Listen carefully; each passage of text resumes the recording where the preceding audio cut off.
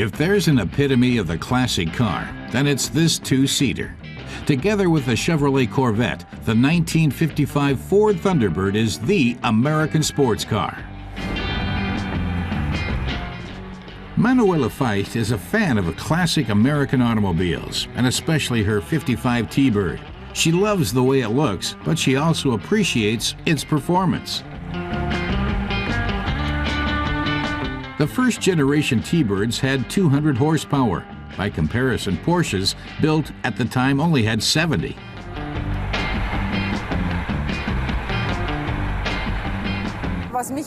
Manuela says she's fascinated by the V8 American cars of the 1950s because they have a lot of displacement and power. That gives them their typical blub-blub engine sound. Schönes Blubbern, Brabbeln, das hat was. Her interest in automobiles is no coincidence. Her father was a car dealer. She grew up on chrome and oil and discovered her passion for cars at an early age.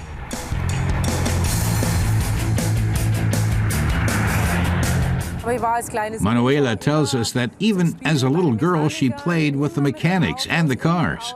Her father taught her how to drive, off-road of course, as soon as her legs were long enough to reach the pedals. She's always been a car enthusiast. She was born with gasoline in her blood.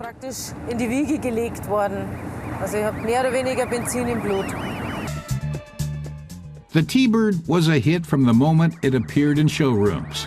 Marilyn Monroe rode through the United States in the sports car on her honeymoon. The model remains the most coveted because of its purest design.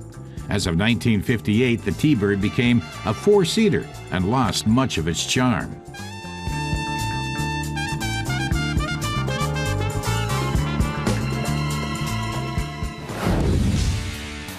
Even in goldenrod yellow, the car doesn't look overly ostentatious. That's part of its appeal.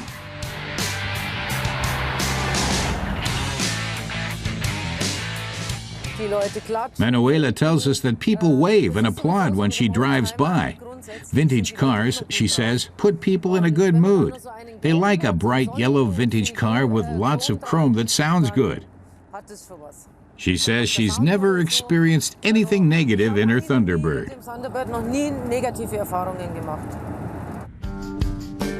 The 1955 T-Bird was surprisingly affordable. Aficionados call it the early bird and say it's the loveliest of the 11 generations of the model.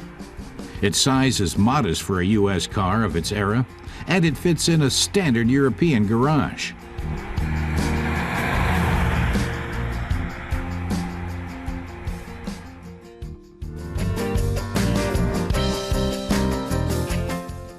People began collecting T-Birds over 30 years ago, and fans have always been able to get spare parts.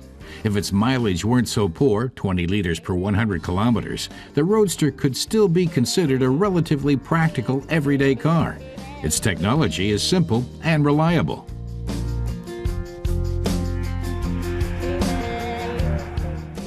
Manuela is even able to do some of the repair work herself. She tells us how she's fixed her car. She photographed the motor and then enlarged the print. One day, when the engine wouldn't run, she compared it with the photo and identified what was wrong. She then repaired the motor.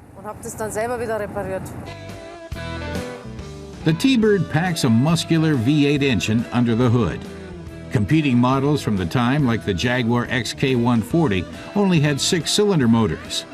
With 4.8 liters of displacement, the engine delivered around 200 horsepower to the Ford-O-Matic 3-speed automatic transmission. Other cars have since bested the T-Bird's performance, but none have ever matched its sound.